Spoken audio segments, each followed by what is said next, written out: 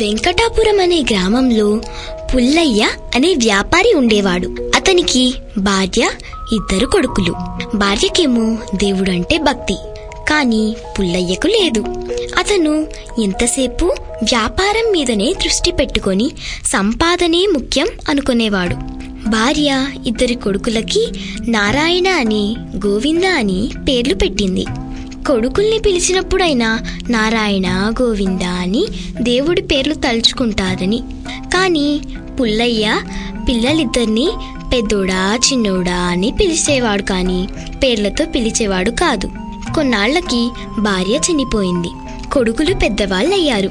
ఒక్కసారైనా మమ్మల్ని పేర్లతో పిలువు నాయనా అని కొడుకులు బతిమాలుకున్నా పిలిచేవాడు కాదు పుల్లయ్య.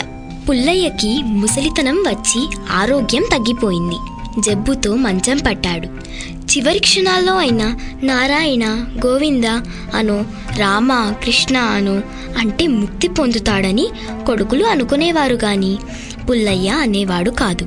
అతను చనిపోయే క్షణాలు దగ్గరికి వచ్చాయని వైద్యుడు చెప్పాడు.